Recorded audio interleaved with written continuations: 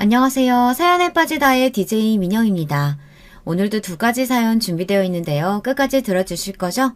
구독과 좋아요 잊지 마시고요. 그럼 오늘의 사연 바로 시작해 볼게요. 안녕하세요. 저는 남편과 함께 전원 생활을 즐기고 있는 60대입니다. 최근 남편이 갑자기 쓰러지면서 하던 일을 정리하고 지금 살고 있는 곳으로 들어왔죠. 다행스럽게 남편은 큰 후유증 없이 잘 회복을 했고 지금은 반려견 3마리와 반려묘 2마리까지 대식구들과 함께 여유롭게 지내고 있답니다. 자식들은 어쩌고 있느냐고요? 저희 부부 사이에는 아들 둘과 딸 하나가 있어요. 다들 자기 밥벌이는 스스로 하고 있죠. 남편도 저도 자수성가한 사람들이라 아이들에게도 부모에게 기댈 생각은 눈꼽만큼도 하지 말라고 했었답니다.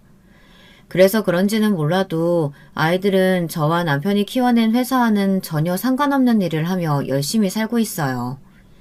큰애는 공부를 참 잘했어요.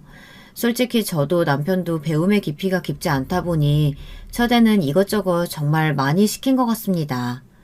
첫애를 키울 때까지만 하더라도 지금과 같은 모습은 상상도 할 수 없을 정도로 형편이 어려웠죠. 없는 살림에도 첫애에게 뭐든 다 해주고 싶었답니다. 아마 요즘 엄마들보다 더하면 더했지 덜하진 않았던 것 같아요. 그래도 워낙 착한 애라 반항 한번 하지 않고 잘 자라주었죠. 지금은 국제 변호사로 미국에서 외국인 며느리와 알콩달콩 잘 살고 있답니다. 막내딸은 멋들어진 집을 짓고 싶다고 하더니 건축을 전공해서 유명한 건축사무소에서 일하고 있어요. 지난해 결혼을 했답니다. 사위는 둘째 아들과 친하게 지내던 친구로 지금은 막내딸과 같은 사무소에서 일하고 있답니다. 사위는 부모님을 일찍 여의고 동생과 죽어라 노력해서 여기까지 올라온 사람으로 보고 있으면 저희 남편과 참 많이 닮았다 싶었어요. 오랫동안 지켜봤지만 정말 사람이 진국이랍니다. 딸은 아빠를 닮은 남자와 결혼한다는 말이 진짜 맞기는 맞는 것 같더라고요. 자식 자랑이 끝날 줄을 모르냐고 핀잔을 주시는 분들도 많으시겠지만 저희 부부의 자식 농사가 뭐든 다 성공인 것은 아니랍니다. 제가 오늘 이렇게 사연을 쓰게 된 것도 말 많고 탈 많았던 둘째 아들 내외 때문이거든요.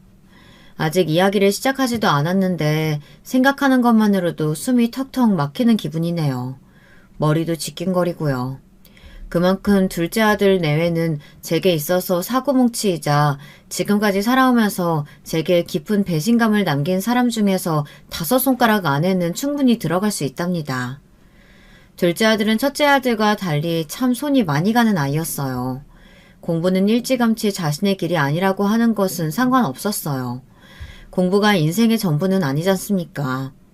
사춘기 때는 저희 부부가 하는 말이라면 뭐든지 반대하는 청개구리 그 자체였죠.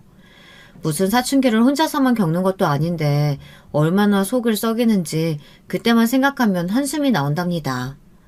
그나마 고등학교 2학년이 되면서 갑자기 무슨 심경의 변화가 생긴 것인지 열심히 공부해서 약대를 가겠다고 큰 소리를 치더니만 재수해서 약대로 진학을 하더라고요. 졸업 후에는 제약회사에 들어갔고요.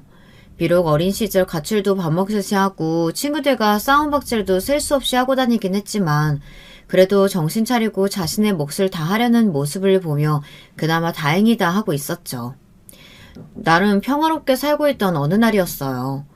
아침에 가족끼리 모여서 식사를 하는데 둘째 아들의 폭탄 선언으로 모든 것이 달라졌답니다. 지금 뭐라고 했어? 뭘 한다고 니가?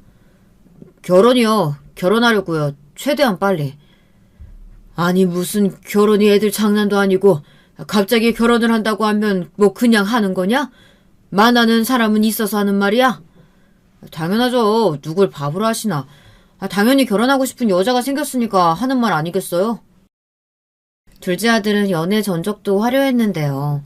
어떤 여자애를 만나더라도 100일을 넘기지 못했어요. 금방 사랑에 빠지는 편이기도 했지만 매번 여자친구와 결혼하겠다고 말하고는 언제 그런 일이 있었냐는 듯이 넘어가다 보니 남편도 저도 쉽게 믿을 수가 없었죠. 이번에도 그냥 저러다 말겠지 싶었답니다. 그런데 둘째 아들이 지금까지와는 전혀 다르다고 정색을 하며 여자친구를 소개시켜주겠다고 말했어요. 저나 남편은 할 말을 잃어버린 사람이 된 것처럼 한마디도 하지 못하고 그저 둘째 아들의 얼굴을 빤히 보기만 했어요. 속으로 농담을 하나 싶었지만 둘째 아들은 이번에는 진짜라고 하며 큰 소리를 치더군요. 그리고는 집으로 데려오겠다고 했죠. 저는 밖에서 보면 안 되냐고 했지만 둘째 아들은 프로포즈까지 한 사이라 정식으로 인사를 시키겠다고 하더라고요. 둘째 아들이 데려온 여자는 어른들이라면 누구나 좋아할 모습을 하고 있었어요. 왜 참하다라는 말을 쓰잖아요. 저 역시도 둘째 며느리를 보자마자 처음 했던 생각이 참하다였거든요. 목소리가 크지도 작지도 않고 얼굴에 살짝 미소를 짓고 있는 모습을 보고 있으니 하루 종일 둘째 아들이 데려올 사람이 누굴까 긴장하고 있었던 마음이 풀리는 것 같았습니다. 식사 시간에도 마찬가지였죠. 준비된 음식을 먹으면서 과하지도 않게 적절한 선에서 음식이 맛있다고 말해주는 모습에서 내 아들이기는 하지만 어디서 이런 여자를 만났나 싶더라고요. 둘째 며느리는 공연을 기획하는 일을 하고 있다고 하더군요. 둘째 아들과는 술자리에서 합석하게 되면서 알게 되었다고 들었죠. 참으로 둘째 아들다운 만남이 아닐 수 없더라고요. 둘째 아들과는 5개월 정도 만났으며 결혼에 대해서도 충분히 진지하게 생각을 했다고 대답했죠. 똑부러지는 대답에 남편과 저는 이번에는 진짜 결혼할 생각이 맞기는 한가 보다 했어요. 첫 만남에서부터 저는 둘째 며느리가 제법 마음에 들었답니다. 둘째 며느리가 조금은 이상하다는 생각을 처음 한 것은 상견례까지 마친 뒤였어요.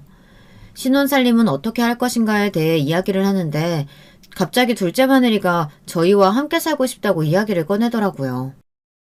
그이한테도 이야기했는데요, 어머니. 저는 이 집에 들어와서 살고 싶어요. 저는 두 귀를 의심했습니다.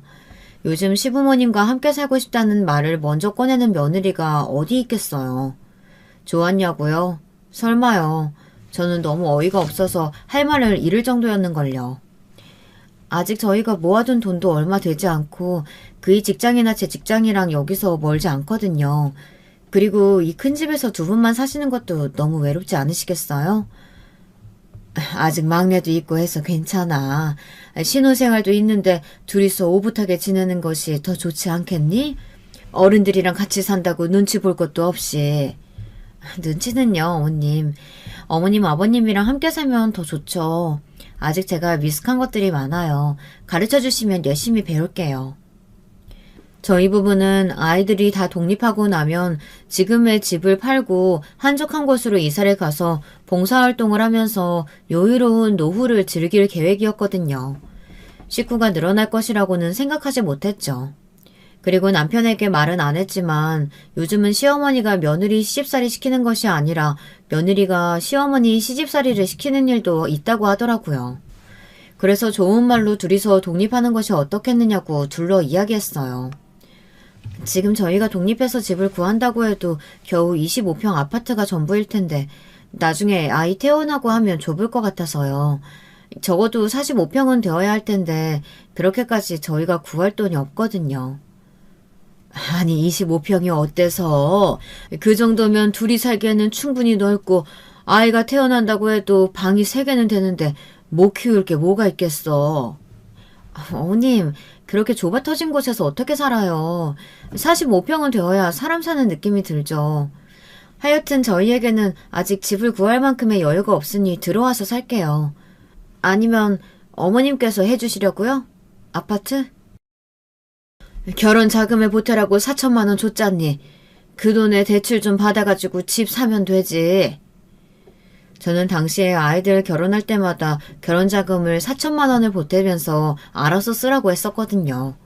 첫째도 그렇게 했고 막내도 마찬가지였답니다. 본인들이 얼마만큼이나 모았는지는 모르지만 4천만 원이 더 생겼으니 충분하다고 생각했고요. 그런데 둘째 며느리에게 4천만 원은 그리 성에 차는 금액이 아니었던 모양이었어요. 그 이야기를 꺼내니 얼굴색이 확 변하고는 입을 삐쭉 내밀더라고요. 네, 그이한테서 받았어요. 그 돈은 저희 결혼 비용으로 쓰기로 했고요. 그나저나 어머님, 저희 들어와서 살기로 그이랑 이야기 다 끝냈으니까 어머님께서도 저 너무 싫어하지 마시고 받아주시면 안 돼요? 내가 널 싫어한다니 그게 무슨 말도 안 되는 소리야. 내가 왜 널 싫어해? 제가 들어와서 산다고 하니까 자꾸만 밀어내시잖아요. 솔직히 요즘 세상에 시부모님 모시고 산다고 하면 다들 좋아하시던데 왜 그러세요? 둘째 며느리는 너무 서운하다고 하며 며느리가 모시고 산다고 하면 좋아하시는 것이 정상 아니냐고 투덜거리기 시작했죠. 그리고는 자신을 미워하면서 결혼 허락은 왜 하셨냐는 소리까지 나오거든요. 결국 저는 둘째 며느리 앞에 두 손 두 발 다 들고 말았답니다. 식구가 늘어났다는 낯선 감정이 처음에는 그다지 와닿지 않았어요. 아침에 수저 하나 더 놓으면 될 정도로 둘째 며느리가 바쁜 것도 있었지만 천성이 다정한 건지 저나 남편에게 정말 잘하더라고요. 하지만 그것도 오래가지는 않았어요. 한 달은 갔나? 초반에는 아침 준비를 돕겠다고 일찍 내려오더니만 점점 기상시간이 늦어지더군요. 급기야 일어나서 아침 먹으라고 부르면 짜증을 내기도 했어요. 어머님, 아직 시간 이르잖아요. 조금만 더 자게 두셔도 될 텐데 왜 깨우세요? 아침을 먹고 출근해야 할 거 아니야. 아침 준비 다 해놨으니까 어서 나와서 숟가락이라도 좀 놔. 그렇기는 한데 아침마다 너무 힘들어요. 일어나서 씻고 숟가락만 놓으면 되는데 뭘 그렇게 힘들다고 그래? 어머님, 진짜 상주 가정부 쓰시는 건 어때요? 아침마다 저나 어머님이나 바쁘게 준비할 거 없이 상주 가정부 쓰면 편하잖아요. 둘째 며느리는 가정부가 있으면 뭐하냐며 식사 준비는 여전히 자신이 하는데 이건 사람을 써도 쓰는 것 같지 않다고 중얼거렸어요. 물론 저희 집에서 일을 도와주시는 가사 도우미 아주머니가 계시기는 했지만 저는 식구들 식사만큼은 꼭 제 손으로 준비하는 편이라 다들 출근한 이후에 오셔서 다른 가족들 퇴근하기 전에 나가셨거든요. 며느리는 그것이 꽤나 불만인 모양이었고요. 하지만 저도 할 말은 있었습니다. 제가 며느리더러 아침을 차리라고 시킨 적도 없었거든요. 그냥 제가 다 준비하고 며느리는 일어나서 상 차리고 숟가락만 놓으면 될 일이었어요. 그리고 그 일을 혼자서만 하는 것도 아니었고요. 남편이나 우리 막내, 그리고 둘째 아들 녀석도 함께 도와서 자기 밥그릇 국그릇은 챙기고 있었기 때문에 일방적으로 며느리 혼자서 고생하는 그림은 아니었답니다.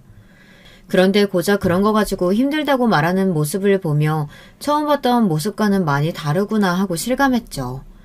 그 뒤로도 몇 번이나 며느리는 상주 가정부를 썼으면 좋겠다고 이야기를 했지만 저는 못 들은 척 했답니다. 제 고집이라고 해도 어쩔 수가 없지만요. 어느 날 모임을 갔다가 돌아오는 길에 저는 기절할 만큼 놀라운 모습을 목격하고 말았어요. 둘째 며느리가 가사 도우미 아주머니에게 소리를 고래고래 지르고 있었던 거죠. 저는 둘째 며느리가 그렇게 소리를 지르는 모습을 처음 봤던 터라 너무 놀라서 움직이지를 못했어요. 가사 도우미 아주머니께서는 저희 집에서 10년 이상 일해주신 분이라 실수할 일이 없는데 이게 무슨 일인가 했죠.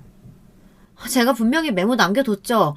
오늘 저녁에 입어야 하니까 드라이해서 가져다 두라고요. 그런데 이게 지금 뭐예요? 그걸 아침에 두고 가셨는데 어떻게 벌써 드라이를 맞춰서 둬요. 내일이나 되어야 되죠. 그걸 누가 몰라요? 그런 거였으면 특별히 메모 남겨두지도 않았겠죠. 글을 못 읽는 것도 아니면서 왜 시킨 일을 제대로 못해요? 둘째 며느님이 말이 너무 심하잖아요. 아니 가능한 일을 부탁해야지 이건 억지라고요. 이봐요. 누구더러 둘째 며느님이래. 아주머니 작은 사모님 작은 사모님이라고 불러야죠. 제가 저번에도 말씀드렸죠? 머리가 나쁜 거예요? 아니면 날 무시하는 거예요? 사람이 이야기를 하면 좀 들어 쳐먹어야 될 거 아니에요? 사모님께서도 저한테 함부로 이렇게 말씀하지 않으세요. 억지 쓰는 건 둘째 치고 지금 이게 무슨 경우랍니까? 어머님이 오냐오냐 해주니까 아주 눈에 보이는 게 없나 봐. 종년 주제 어디서 고개를 빳빳하게 들고 대꾸야 대꾸가. 정말이지 하늘이 노랗게 변하는 것 같았어요. 어떻게 어머니 뻘 되는 사람한테 저렇게 막말을 막 내뱉을 수 있는지 숨이 턱턱 막히는 기분이었어요. 저는 단 한 번도 그렇게 사람을 대한 적이 없을 뿐 아니라 저희 집에서 일을 봐주시는 분은 하나같이 10년 이상씩 일해주시는 분들이라 이제는 가족처럼 지내는 사이인데 지금 뭐하는 짓인가 싶더군요. 저는 더 이상 참지 못하고 큰 소리로 둘째 며느리를 부르며 이게 무슨 경우 없는 행동이냐고 화를 냈어요. 제가 있다는 사실을 꿈에도 몰랐던 둘째 며느리는 하얗게 질린 얼굴로 저를 바라보며 허둥거렸죠. 저는 가사 도우미 아주머니에게 먼저 사과를 드렸어요. 저희 등장에 당황스러웠던 것은 가사 도우미 아주머니께서도 마찬가지였는지 오히려 얼굴을 붉히며 고개만 숙이시더군요. 저는 오늘 이런 일이 벌어지게 된 것에 대해 제가 며느리를 잘못 가르쳤다며 거듭 사과드리고는 충격받으셨을 텐데 일찍 들어가 쉬시라고 말씀드렸어요. 그렇게 가사 도우미 분을 보내고 나서야 저는 둘째 며느리와 눈을 마주했습니다. 둘째 며느리가 눈동자를 굴리며 이 상황을 어떻게 빠져나갈지 머리를 굴르는 것이 너무 훤하게 보이더군요. 저는 며느리에게 어떻게 사람을 그렇게 대할 수 있느냐고 언성을 높였어요. 제가 분명 아침에 출근하면서 시켰는데 아주머니께서 먼저 저를 무시하셨어요. 오늘 저녁 만찬에 입고 나가야 되는데. 여기가 무슨 세탁소니? 그렇게 중요한 일이면 미리미리 부탁을 해야지. 아니면 네가 출근길에 했었어야지. 그리고 네 어머니 뻘 되는 분이야. 어떻게 그런 말을 입에 담을 수가 있어? 어머님, 어차피 저 사람이랑 우리는 갑과 을의 관계예요. 고용주와 고용인인데 그럼 존대하면서 지낼 건 아니잖아요. 어머님, 어차피 우리가 돈 주고 부리는 사람들이에요. 어디서 그런 생각을? 네가 밖에 나가서 돈 가지고 사람을 막대할 수 있을지 모른다만 내 집에서는 있을 수 없는 일이다. 내 사람한테 그렇게 하고 싶거든. 아주머니께 너희가 쓰는 층은 전혀 신경 쓰지 말라고 할 테니 네가 알아서 사람을 부리든 마음대로 하렴.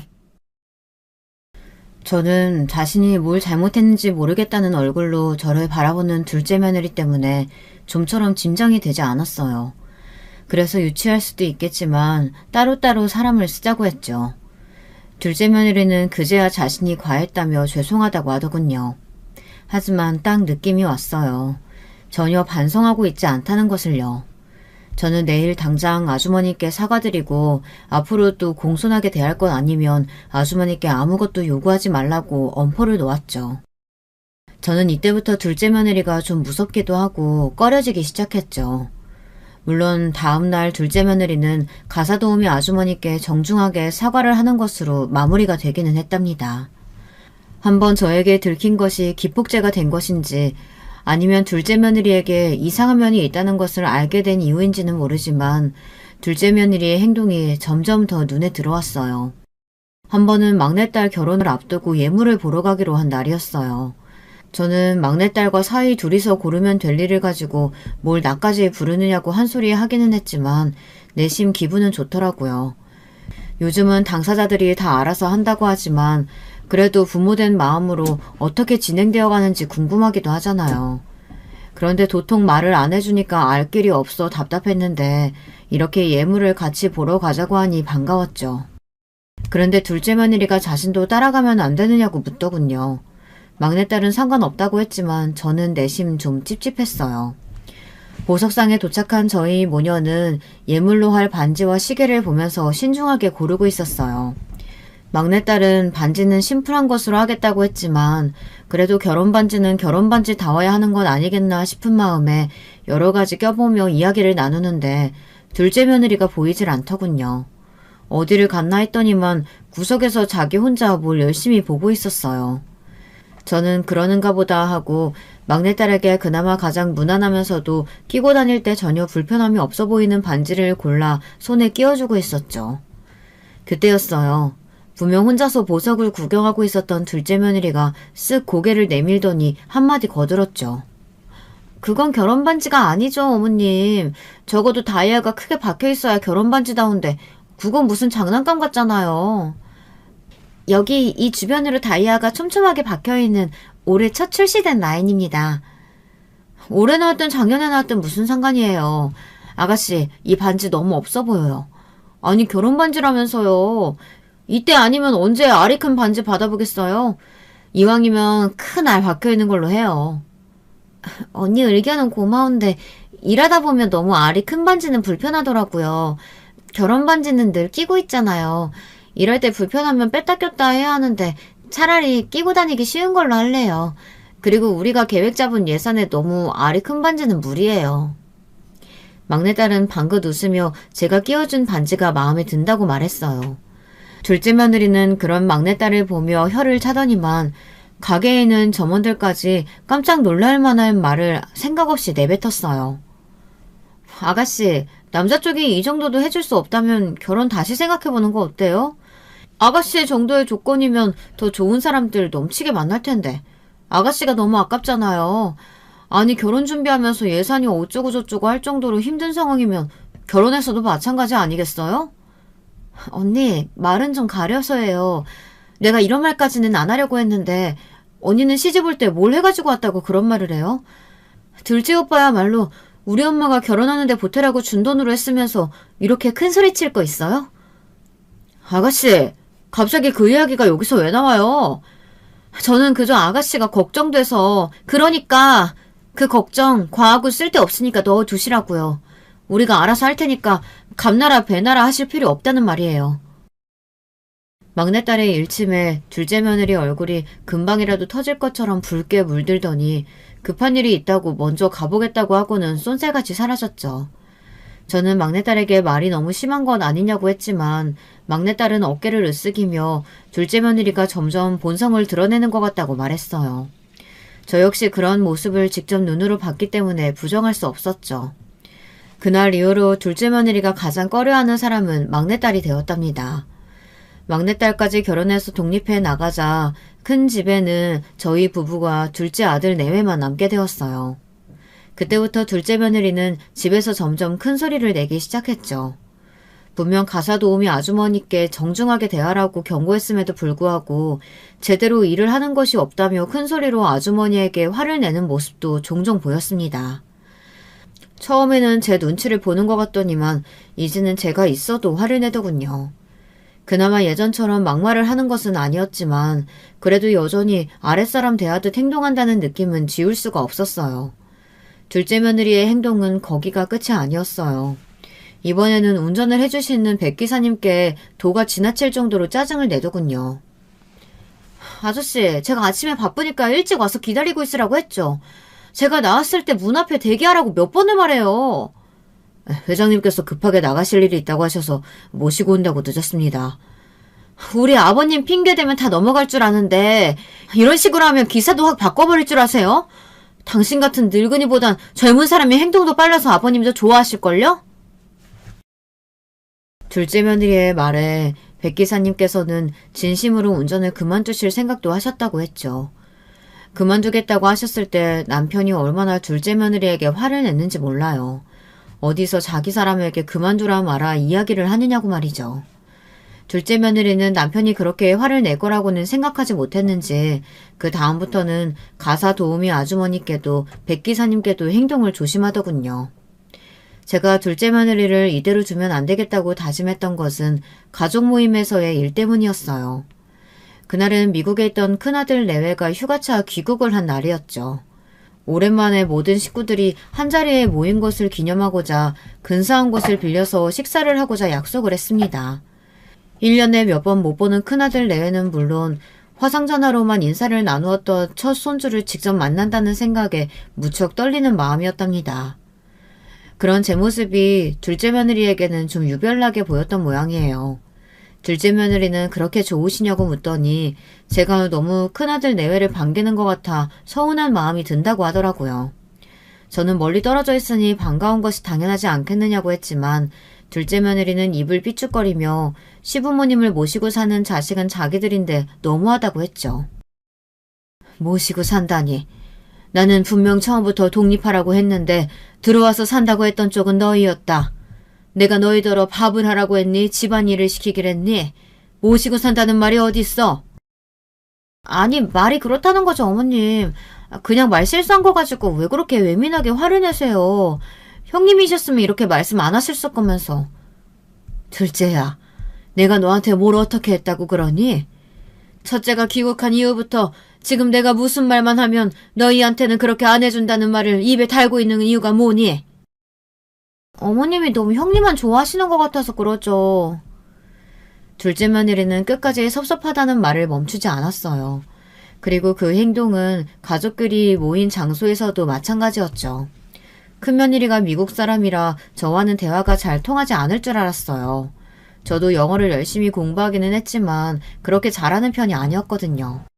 그런데 기특하게도 매번 볼 때마다 한국어가 늘어서 오더니만 이제는 능숙하게 구사할 정도였죠. 큰며느리는 그동안 미국에서 있었던 이야기들을 쏟아내며 가족 모임의 웃음 버튼이 기꺼이 되어주었답니다. 그렇게 식사를 마치고 디저트를 기다리다 잠시 화장실에 갔는데요. 거기서 저는 충격적인 대화를 듣고 말았어요. 바로 큰며느리와 둘째 며느리의 대화였죠. 형님은 영영 미국에서 안 돌아오시는 거죠? 아예 아주버님더러 이민을 오라고 하지 그러세요? 이민은 무슨... 우리 3년 정도만 더 있다가 한국으로 들어올 생각인데 아이 키우기가 한국이 더 좋을 것 같아서 말이야. 한국을요? 설마 형님 본가로 들어오실 건 아니죠? 거기까지는 아직 생각 안 해봤어. 그이와 이야기해봐야지. 그 집은 제 거예요. 신발을 생각 조금도 하지 마세요. 둘째 며느리의 말에 문고리를 잡은 제 손에는 힘이 들어갔어요. 자기 집이라니... 멀쩡히 저희 부부 명의로 되어 있는 집이 왜 둘째 며느리 것인지 도통 이해가 되지 않았죠. 하지만 저의 이런 궁금증은 금방 해결되었어요. 그 집이 어떻게 동서 거야? 어머님이랑 아버님 집이지. 동서 혹시 지금 본가에서 사는 이유가 그 집 때문은 아니겠지? 왜 아니겠어요. 그 집은 꼭 저희가 받을 테니까 형님은 꿈에서라도 상상하지 마세요. 제가 그 집에서 왜 버티고 있는데. 듣고 있으니까 말이 좀 이상하네. 아니 근데 아직 두 분 정정하신데 누가 받는다 누구 거다 그런 이야기를 왜 하는 건지 난 모르겠다. 난 빼줘. 그런 이야기에 조금도 관심 없으니까. 큰며느리가 어이없다는 말투로 둘째 며느리에게 한마디 했죠. 그러자 둘째 며느리가 코웃음을 치며 누구를 가르치려고 하느냐고 정색을 하고는 소리를 높였어요. 하지만 그런 모습에도 큰며느리는 한마디 대꾸도 하지 않았죠. 저는 당장이라도 문을 박차고 들어가 물려줄 재산은 조금도 없으니 바라지 말라고 호통을 치고 싶었지만 그렇게 해서는 성에 차지 않을 것 같았어요. 그렇게 기쁘게 시작한 가족 모임은 제게 최악의 기억으로 남았죠. 집으로 돌아온 저는 남편에게 막내도 결혼했으니 우리가 초반 계획했던 대로 외곽 지역으로 이사를 가자고 말했어요. 남편 역시 원하던 일이라 뛸 듯이 기뻐하며 땅을 받은 곳이 있다고 의욕적으로 제게 설명했어요. 저는 남편이 골라둔 몇 군데 중에 그나마 교통편이 편리한 곳을 정해 막내에게 말해 집을 짓기로 했답니다. 그리고 그 사실을 저녁 식사 시간에 둘째 아들 내외에게 말했고요. 예상했던 대로 둘째 며느리가 충격을 받은 얼굴로 묻더군요. 어머님, 아버님, 이 집을 팔기로 했다뇨. 저희한테 어쩜 상의 한 번도 없이 그런 결정을 하실 수가 있어요? 여기는 우리 부부 명의로 된 집인데 우리가 너희한테 왜 얘기를 해야 하니? 둘째야, 우리가 너희한테 허락을 받았어야 하는 문제니? 이보르처럼 막내 시집 가면 외곽으로 간다고 하셨잖아요. 새삼스럽게 무슨... 당신도... 내가 말했잖아. 우리 부모님 우리 다 독립시키고 나면 두 분이서 오붓하게 전원생활 즐기고 싶어 하신다고. 아니 그건... 하여튼 어머님, 저희는 어쩌라고 그렇게 결정하세요. 어쩌기는 집 구해서 독립하면 되지. 회사 근처 새로 분양하는 아파트도 많던데. 제 말에 둘째 며느리는 미치고 환장해서 팔짝 뛰겠다는 표정으로 저를 바라보며 자신들이 돈이 어디 있어서 아파트를 얻을 수 있겠냐고 대답했어요. 잔뜩 불쌍한 표정을 짓는 둘째 며느리의 모습을 보고 있자니 처음 저 연기에 속았던 지난 날이 떠오르더라고요. 저는 최대한 아무렇지 않은 듯이 웃으며 대답했죠. 지금까지 번 돈은 다 어떻게 하고? 너희 결혼해서 지금까지 이 집 살면서 한 번도 생활비 낸 적도 없잖니. 나도 달란 말 안 했고.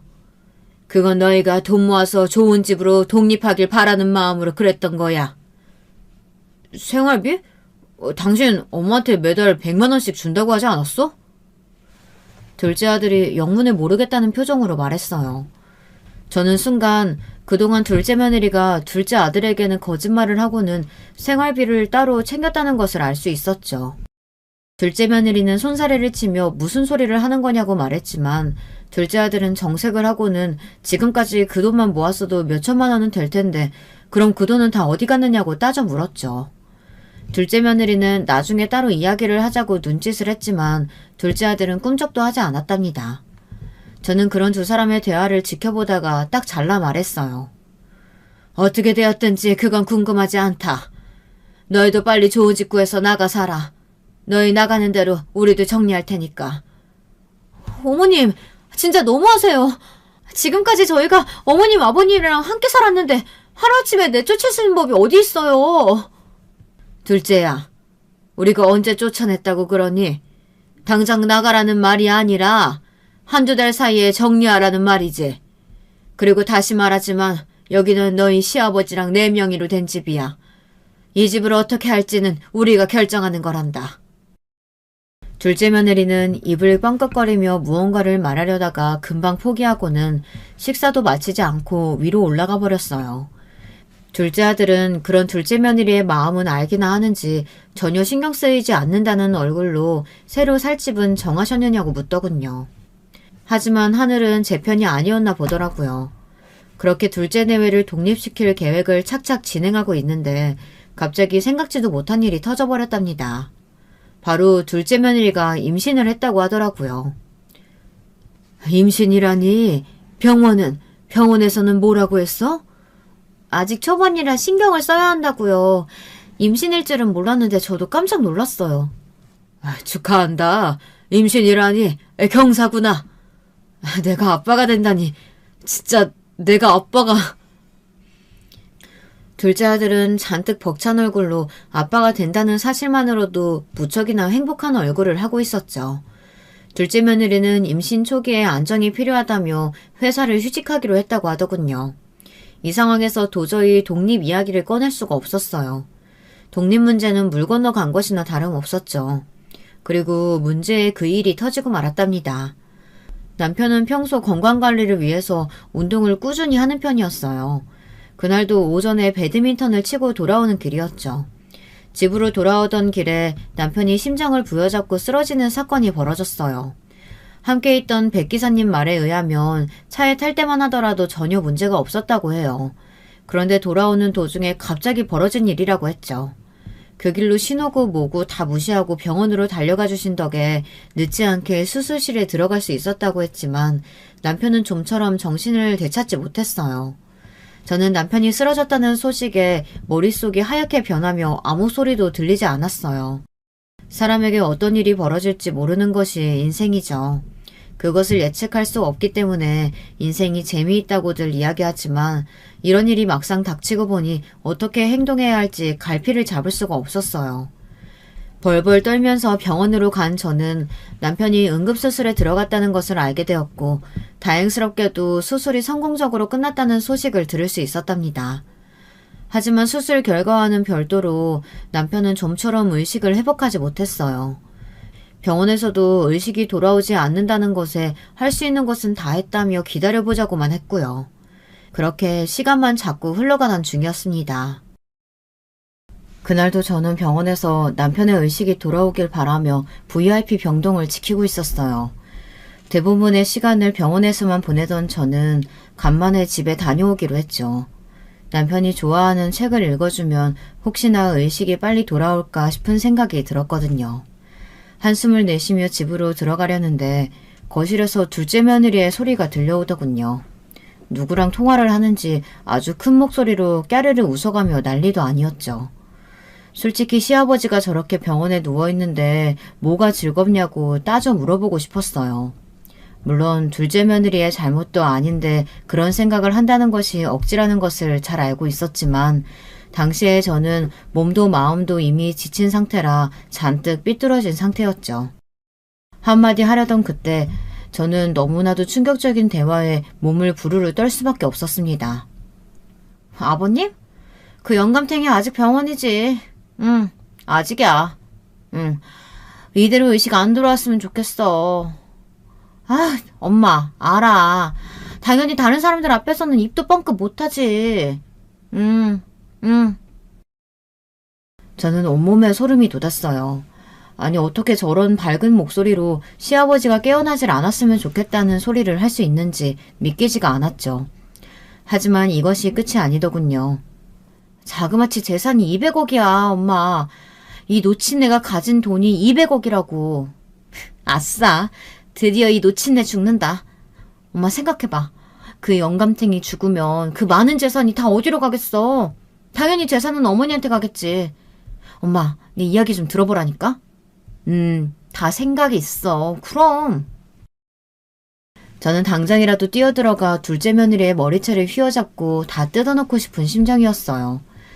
제가 비틀거리자 함께 들어왔던 백 기사님께서도 침통한 얼굴로 저를 부축하며 입술을 꾹 깨물고 계셨죠. 저는 점점 가빠오는 숨을 깊게 들여마셨다 내뱉으며 진정하려고 노력했어요. 하지만 좀처럼 마음대로 되지 않았죠. 그 와중에도 둘째 며느리의 통화는 계속되었어요. 유언장이야 손보면 그만이지. 내가 이미 다 사람을 포섭해 뒀거든. 영감탱이 저지를 하다 눈 감으면 내가 이미 오리해둔 변호사님이 유언장 싹 바꿔치기 하기로 했어. 아직 가짜 유언장이 완성되지 않아서 좀 기다려야 돼. 당장 죽을 것도 아닌데 뭐. 그리고 당장 죽는다고 해도 장례 절차가 있잖아 엄마. 그 절차 끝날 때까지는 시간 있으니까 그 사이에 해결 봐야지 뭐. 내가 말했지? 나만 믿으면 된다고? 이제 이 큰 집도 내 집이 된다고 생각하니까 너무 좋다. 이 맛에 그 인간이랑 결혼했지. 이혼? 당연하지. 내가 재산만 딱 챙기고 나면 그 인간이랑은 끝이야.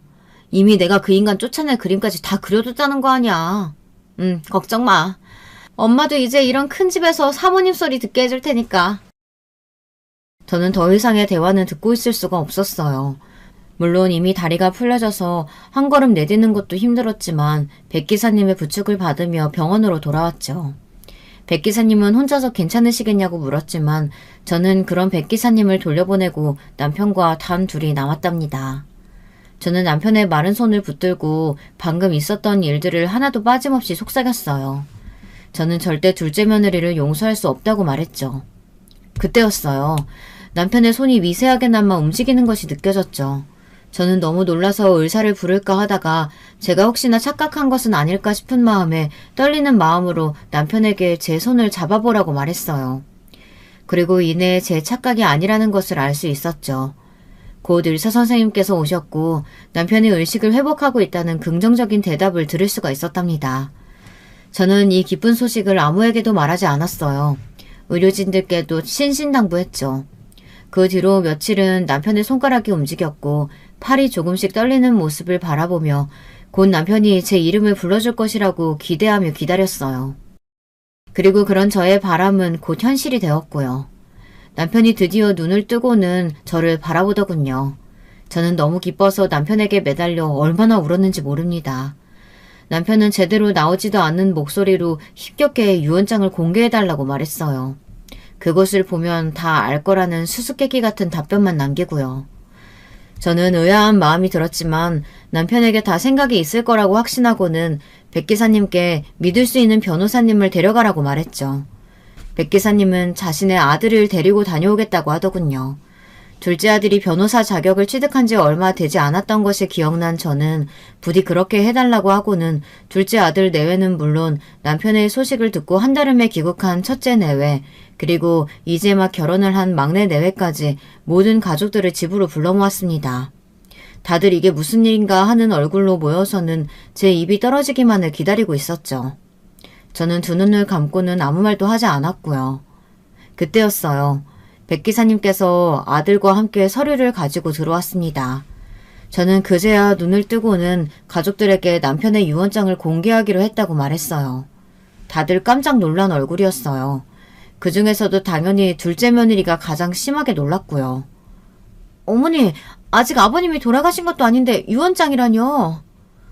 왜? 너희 아버님도 동의하신 일인데 뭐가 문제라도 되니? 아직 회복도 못하신 아버님께서 동의하셨다뇨. 이런 서류를 마음대로 열어보면 나중에 법적인 효력이 생기지 않는 것은 아닐까 걱정해서 한 말이죠. 그런 걱정은 넣어두렴. 내가 유언장을 바꿔치게 하는 것도 아닌데 뭐가 문제겠어.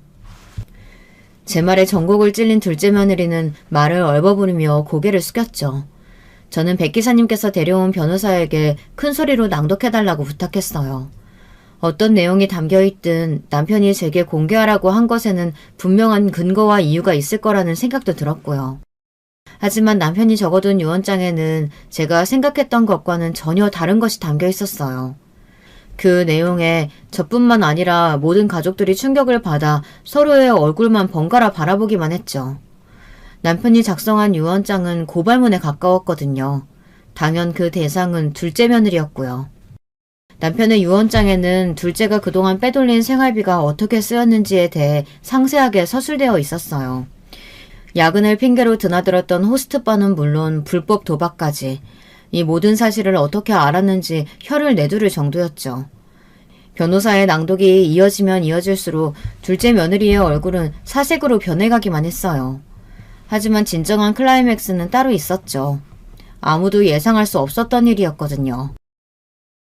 유전자 검사가 가능한 시기가 되면 뱃속의 아이의 아버지가 진정 둘째 아들이 맞는지 확인하고 만약 그렇지 않은 경우에는 이혼을 요구한다. 그게 무슨 말도 안 되는 소리예요. 당연히 이 아이는 그의 아이죠. 어떻게 그런 의심을 하실 수가 있으세요? 네가 내 아들 외에도 여러 남자들 만나고 다녔다는 증거가 이렇게 가득한데 그 아이가 내 손주가 아닐 확률에 대해 당연히 생각해 볼 수 있는 것 아니겠니? 어머니, 제가 아무리 나쁜 짓을 해도 이렇게 저를 모욕하시면 안 되는 거예요. 생활비 빼돌린 것도 맞고 도박을 좀 한 것도 맞는데 아무리 그래도 이렇게 인간적으로 수치심을 주시면 안 되죠. 여보는 내 말 믿지? 어떻게 이 아이가 당신 아이가 아닐 수가 있겠어, 어? 그럼 검사해보면 알겠네. 검사해보면 당신 말이 맞는지 아닌지 알 수 있겠지. 당신 만약에 검사해보고 당신 아들이라고 나오면 그때는 어떻게 할 건데? 이렇게 나를 무시하고 짓밟은 대가 어떻게 지불할 거냐고! 둘째 며느리가 악을 쓰며 외쳤어요. 둘째 아들은 강하게 나오는 둘째 며느리 앞에서 움찔하더니 아무 말을 못하고 있었죠. 저는 만약 뱃속의 아이가 우리 핏줄이라면 둘째 며느리가 요구하는 것은 어떤 것이든 들어주겠다고 말했어요. 나름 파격적인 제안이었는데도 둘째 며느리는 아랫입술을 깨물며 불안해 보였죠. 저는 그 모습에서 정말 뱃속의 아이가 우리 핏줄이 아닐 수도 있겠구나 싶었답니다. 그때였어요. 가만히 서 있던 백 기사님께서 품에서 핸드폰을 꺼내더니 제게 건네주더라고요. 저는 이게 뭐냐고 물었죠. 백 기사님께서는 대답 대신 화면을 가볍게 터치만 하셨어요. 그리고 곧 핸드폰에서는 모인 사람들이 다들 얼어버릴 정도의 놀라운 사실이 둘째 며느리 목소리로 나오고 있었죠. 충격적인 이야기를 들었던 그날의 대화였어요.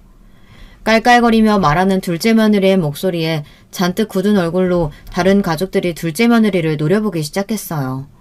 이런 것이 있을 것이라 상상하지 못했던 둘째 며느리가 몸을 날려 핸드폰을 회수하려고 했지만 어림도 없었죠.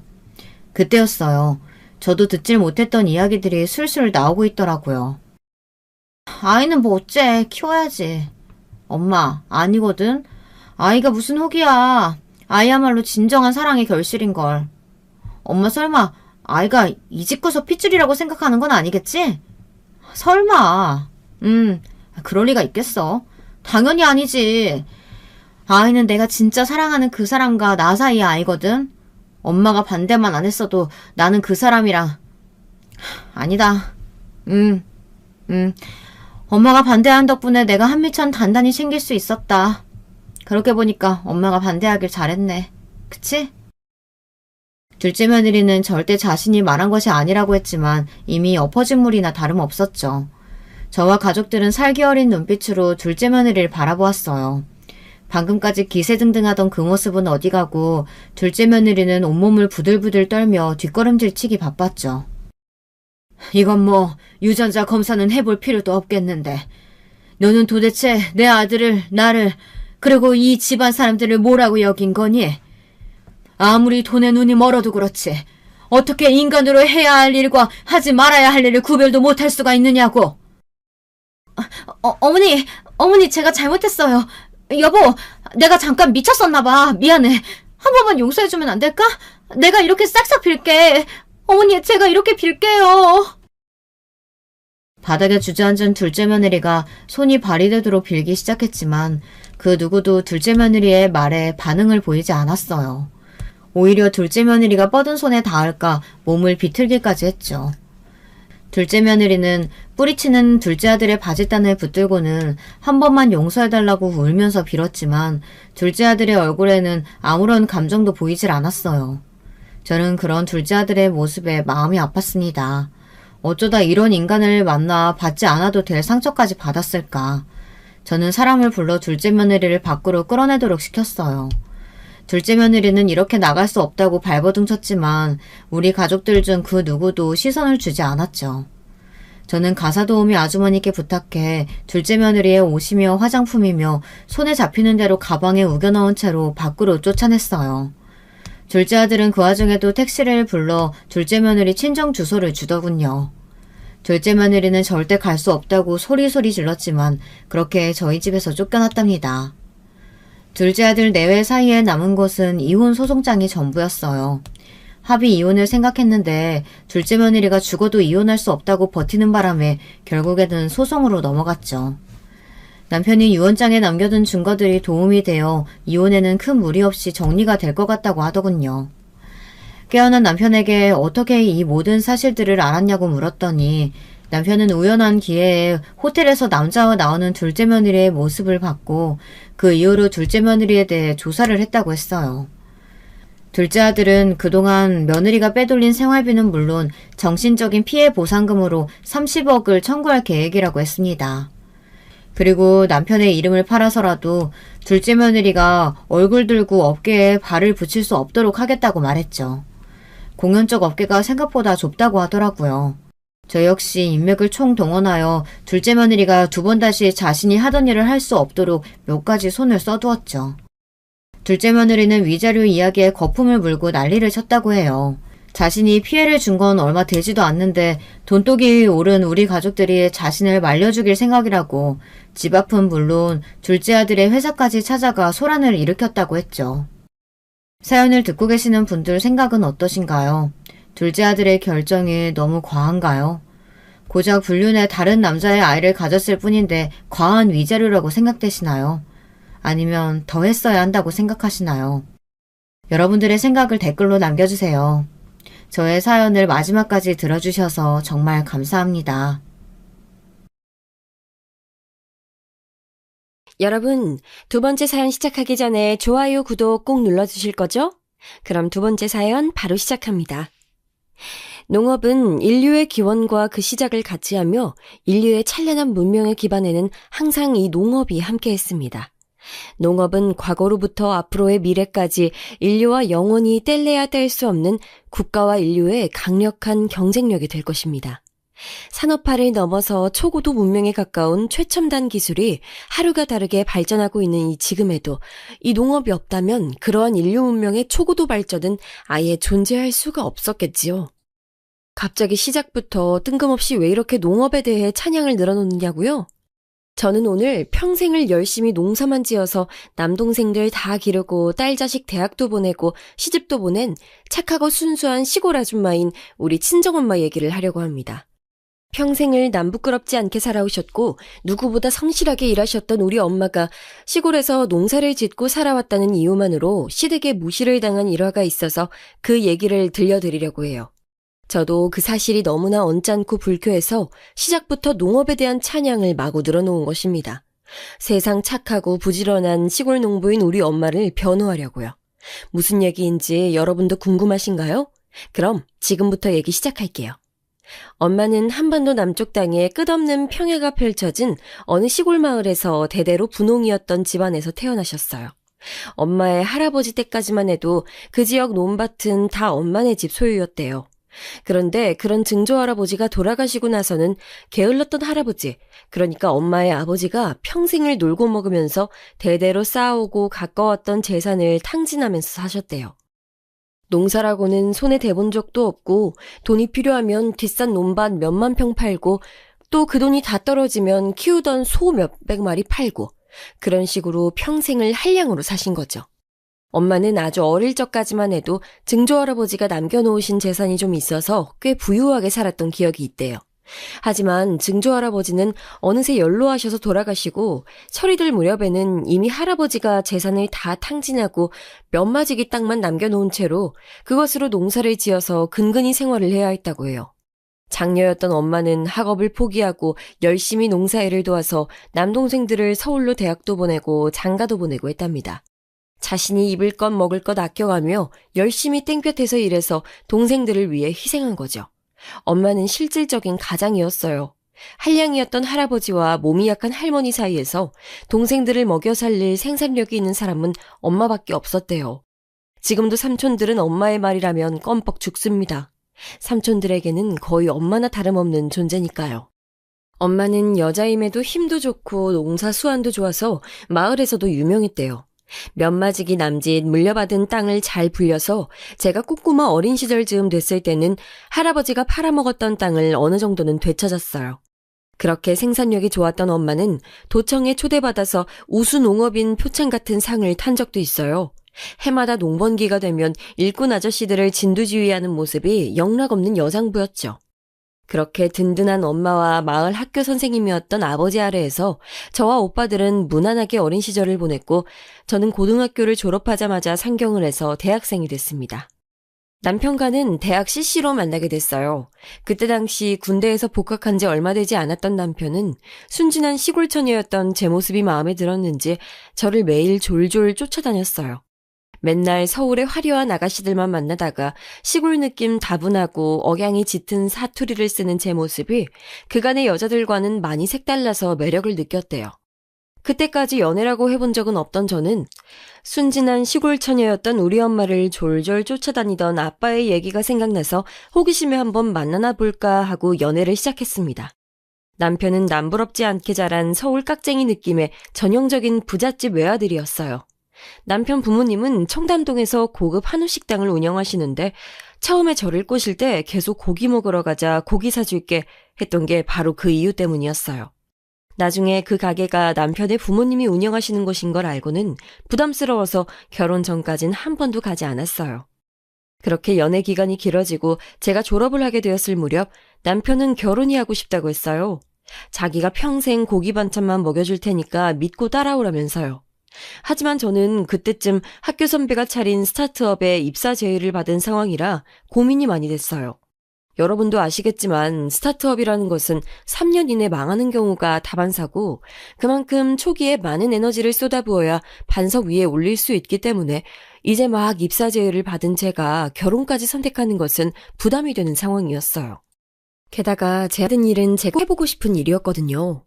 게다가 대표였던 선배가 저에게 높은 직급과 함께 일정량의 스톡 옵션까지 보장해준다고 했어요. 초기 연봉을 만질 수 없는 대신에 이러한 혜택으로 대신해주겠다면서요. 만약 이 회사가 차후에 크게 성장을 한다면 제게도 커다란 메리트가 있는 제안이었어요. 오랜 고민 끝에 저는 입사를 결정하고 그때 당시 남자친구였던 남편에게 말했어요.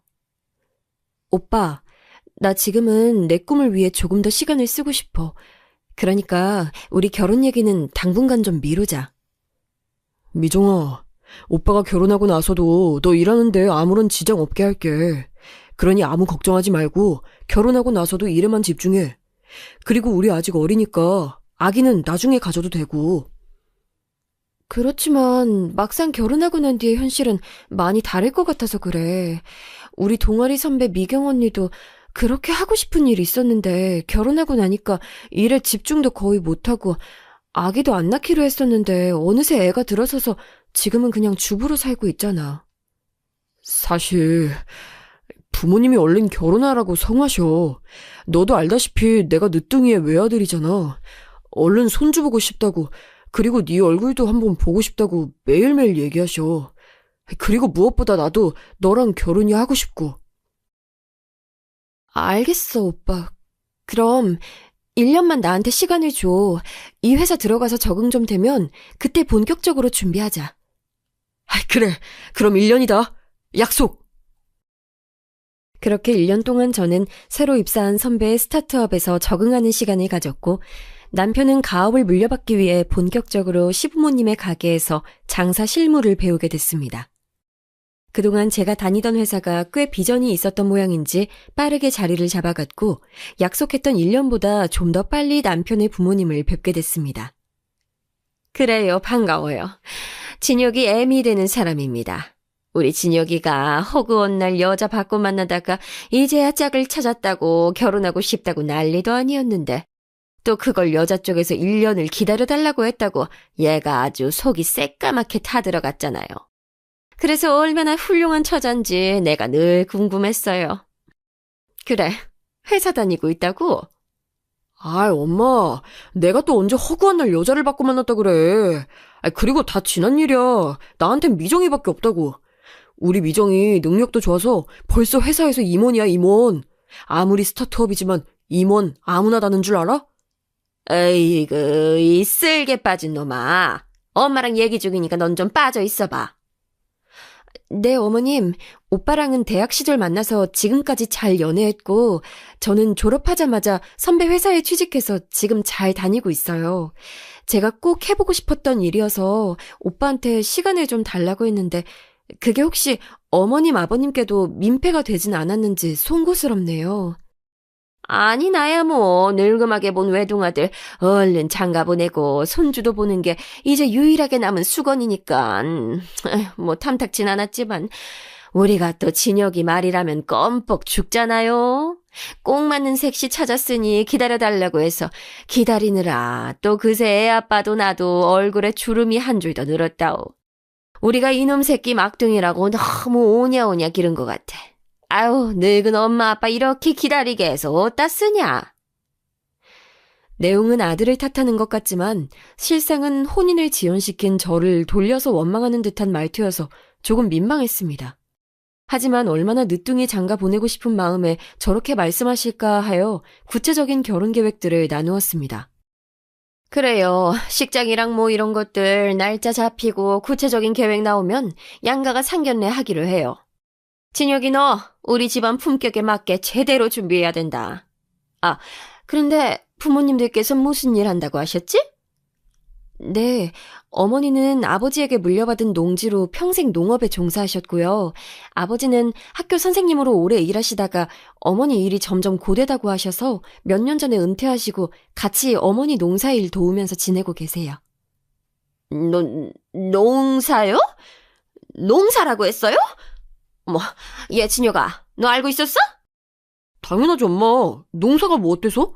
내가 미정이 만날 수 있었던 것도 장모님이 농사 열심히 지어서 미정이 서울로 유학 보내서 가능했던 건데. 아니, 뭐 어떻다기보다 청담동이랑 농사는 조금 어색하지 않니? 저는 저 들으라는 듯 노골적으로 자신의 집안은 청담동 출신이라는 것을 어필하고 은근슬쩍 농업에 종사하는 저희 집을 깎아내리는 뉘앙스가 거슬렸습니다. 제가 언짢아 하는 기색을 남편이 눈치챘는지 얼른 제지하며 나섰습니다. 아이, 엄마. 청담동이 언제부터 청담동이야. 여기도 옛날에 다 논밭이었어. 암튼 나 미정이랑 결혼 안 시켜주면 집 나갈 거니까 마음대로 해. 어이구, 너 때문에 내가 늙는다 늙어. 아무튼 자세한 건 상견례 때 다시 얘기하기로 해요. 남편이 중간에서 잘 말려주어 그날 처음 뵌 시부모님과의 자리는 그렇게 일단락되었으나 마음속에 찜찜함은 남겨둔 채로 집에 돌아왔습니다. 그래도 시댁 갈등에서 제일 중요한 것은 남편의 역할이라고 하던데 시부모님이 남편을 오냐오냐 키워선지 적어도 결혼 생활 중에 남편이 휘둘리는 일은 없을 것 같아서 그것을 위안 삼았습니다. 그래, 결혼해도 나랑 오빠랑 사는 거지 시어머니 시아버지랑 사는 거 아니잖아. 나도 내 떳떳한 직업 있겠다. 오랫동안 나만 바라본 오빠 생각해서 더 이상 이 결혼은 미루지 말자. 그런 생각으로 우리는 본격적으로 결혼식을 준비했고 다행히 회사 일로 바쁜 저 대신 남편이 준비를 많이 도와줬습니다. 그렇게 구체적인 날짜가 잡히고 양가 부모님이 만나는 상견례 날이 다가왔습니다. 안녕하세요. 청담동에서 프리미엄 레스토랑 운영하고 있는 진혁이 엄마예요. 시골에서 올라오시느라 많이 힘드셨죠? 엄마마, 드디어 사부인을 뵙는구만이라. 오돌은 평생 농사만 지어뿐지라 무식해가지고 아무것도 모른다요. 그저 오돌 딸내미 잘 좀 이쁘게 봐주셔. 엄마마, 우리 사부인 겁나게 세련돼 불구만요. 아따 미정아, 이런 줄 알았으면 엄마도 그 그 뭐시기요? 미용실 가서 머리랑 그 거시기 하는 거 뭐시요? 메이크업? 아이, 그라제. 그 메이크업인지 뭔지 하고 올 걸 그래 불었다, 야. 엄마마, 사투리 안 써본다는 걸 곳에다 거시기 해버렸구만요. 아유, 아유, 반가워요. 미정이 엄마예요. 네, 아주 화끈하신 분이네요. 진혁이랑 미정이 오래 만났고 서로 많이 좋아하니까 더 이상 결혼 미룰 이유가 없을 것 같아요. 앞으로 우리 두 집안이 하나가 돼서 잘 더불어 살아갔으면 좋겠네요. 그럼 예단은 언제 어떻게 전달하실 거죠? 네, 어머님. 저 오빠한테 듣기론 예단은 생략한다고 들었는데요. 예, 난 그런 적 없다. 어떻게 키운 우리 진혁인데 우리처럼 좋은 집안에 시집 오는데 돈의 액수가 문제가 아니고 사돈댁 성의가 보고 싶은 거야. 사부인, 저희 맘 이해하시죠? 아, 그것은 미리 생각하지도 못하고 있던 것이기여서 아유, 돌아가거들랑 우리 아저씨랑 상의를 좀 해야 쓰겄는데 그래도 될란가요? 네, 사부인. 다시 말씀드리지만 성의 표시라고 생각해 주시면 좋을 것 같아요. 저희 집안 청담동에서 오랫동안 장사하면서 어느 집안과 견주어도 부끄럽지 않은 위치에 올랐다고 생각해요. 그러니 우리가 마주할 며느리 또한 어느 정도 품격은 맞아야 한다고 생각합니다. 아, 예. 아따, 미정아. 사부인이 돌려 안 말해본지고 시원하게 말씀 한번 잘하신다, 야. 근데 우돌은 농사만 지어온 농사꾼들이라 어떻게 될란간 모르겠습니다만 우리 막내딸 시집 보내본다는데 최선을 다해보겠습니다요. 예, 그럼 잘 준비하시고 예식날 뵙겠습니다. 갑작스러운 시어머니의 돌발 발언과 너무 당당해서 무례하다는 말조차 어색할 정도의 무례함을 겪은 저는 돌아서서 바로 남편에게 따졌습니다. 오빠, 분명히 예단 안 하기로 했잖아. 근데 이게 뭐야? 아, 그리고 어머니는 꼭 그 얘기를 우리 엄마 처음 만난 자리에서 하셔야 안 돼? 아, 미안해, 미정아. 나도 엄마가 갑자기 그럴 줄은 몰랐어. 내가 엄마한테 다시 잘 얘기해 볼 테니까 며칠만 기다려봐. 그렇게 남편은 집으로 돌아가 어떻게 시어머니께 얘기를 전달했는진 모르겠으나 며칠 후 걸려온 시어머니의 전화를 받고선 일이 잘 안 됐구나 생각했습니다. 여보세요? 그래, 시엠이다.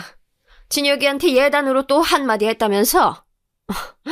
미정아, 우리 이제 가족 될 사이인데 이 문제로 더 이상 껄끄럽게 얘기 없도록 하자. 아들 장가 보내면서 사돈댁한테 성의 표시 요구하는 게 그렇게 잘못된 거니? 너 우리 집에 시집 오면 평생 떵떵거리고 살 수 있어. 그걸 너도 사돈댁도 아셔야 돼. 그렇게 알고 잘 준비해서 보내도록 해라. 시어머니는 제 말은 듣기도 전에 일방적으로 자기 할 말만 하고 그렇게 전화를 끊으셨습니다. 저는 그 길로 바로 남편한테 전화해서 따졌죠. 오빠 뭐야? 어머님한테 잘 얘기한다며. 내가 뭐 오빠 집안에 돈 주고 자리 사서 들어가는 거야? 돈 안 내면 오빠한테 시집도 못 가는 거냐고. 미정아, 미안해. 이거 하나만 양보해주라. 내가 예단으로 온 돈 진짜 최대한 빨리 다시 장모님한테 용돈으로 돌려드릴게. 우리 엄마 아빠 나 진짜 늦게 나와서 기르느라 고생하셨고 그렇게 귀하게 기른 자식 이제 장가 보낸다고 하니까 돈보다 무언가 사돈댁의 인정을 받고 싶으셔서 그러는 걸 거야. 많은 돈 필요 없으니까 이거 하나만 너랑 장인 장모님이 양보해줘라. 응? 아니 뭐 저는 귀하게 키운 딸내미 아닌가요? 아무리 예단 문화가 우리나라 결혼 문화의 오랜 전통이라고 하지만 애초에 그 돈 없어서 굶어 죽는 분들도 아니고 정작 삶아 떼고 사는 사람들은 저랑 남편인데 왜 이렇게 저희 부모님한테 콧대를 세우려고 하시는 걸까요? 저는 정말 스트레스가 심했지만 이미 나이도 잡고 상견례도 한 상황인데다가 남편이 예단으로 받은 돈은 금방 다시 사위 용돈이라며 엄마에게 돌려준다고 하니 그냥 결혼 절차 중 형식상 오가는 하나의 순서로 생각하자 하고 털어버리기로 했습니다. 그래도 엄마한테는 너무 미안해서 전화 한 통 드렸어요. 엄마, 나야. 오메, 시집 가느라 바빠 뒤져볼 것 같은 우리 딸이 어째 전화를 해버렸을까? 엄마, 미안해. 분명히 예단 얘기 없었는데 그날 상견례 자리에서 시어머니가 그렇게 얘기 꺼내서 많이 속상했지. 엄마마, 우리 딸이 이제서 철이란 게 들어서 거시기 해버리는구먼. 아유, 눈물이 앞을 가려불어. 우리 딸, 엄마는 우리 딸 위해서라면 못할 것이 없어야. 까지 예단 그 시기 논 몇 마지기 팔아분지면 금방 아니겠는가. 그런 게 우리 딸은 그것은 아예 걱정을 하덜 말고 이쁜 새색시 될 준비나 잘 하쇼. 알겠는가? 엄마, 미안해. 그리고 고마워. 아유, 엄매, 우리 딸 울어본지면 엄마도 눈물이 나부러야. 아유, 얼른 전화 끊고 디비저 잡으러. 늘 표현은 거칠지만 항상 저를 위해서 그리고 오빠들을 위해서 헌신했던 엄마인 것을 알기에 저는 그렇게 전화를 끊고 밤새도록 울었습니다. 그렇게 약속했던 예단을 전달하고 못 이기는 척 받은 시어머니는 그제서야 만족을 하셨는지 그 이후로 결혼식까지는 별 말씀이 없으셨습니다. 예정대로 결혼식은 무사히 마쳤고 시부모님 댁에서 집을 해주시겠다는 걸 저는 괜히 책 잡히기도 싫고 직장도 가까운 판교로 저희만의 자본으로 신혼집을 정했습니다. 남편도 청담동까지 출퇴근하기 어렵지 않았고요. 그렇게 결혼이 성사되기까지 우여곡절이 있었지만 결혼 이후로는 저희의 신혼생활은 무난하게 이어지는 듯 했습니다. 제가 몸담은 스타트업 회사도 점점 업계에서 입지가 커지고 남편도 이제는 부모님께 배운 일이 익숙해진 데다가 젊은 감각까지 더해져 레스토랑은 날로 더 매출이 올랐고요.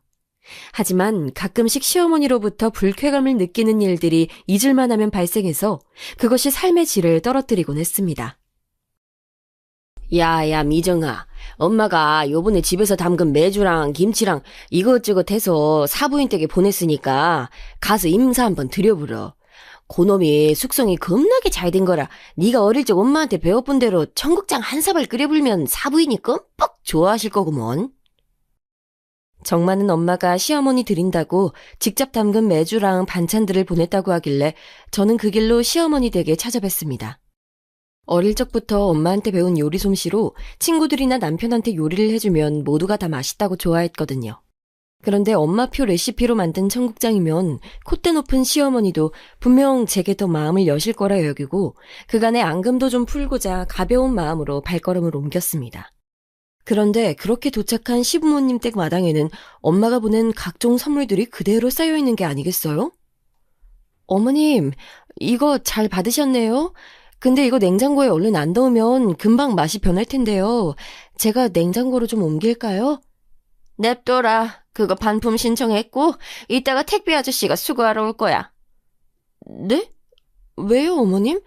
이거 저희 엄마가 어머님 드린다고 직접 담근 거예요. 예. 너 우리 집에 어떤 집이니? 청담동에서도 최고급 재료만 엄선해서 파는 식자재 품질 하나만으로도 대한민국 둘째가라면 서러운 집이야. 아니, 집이 아니라 기업이지, 기업.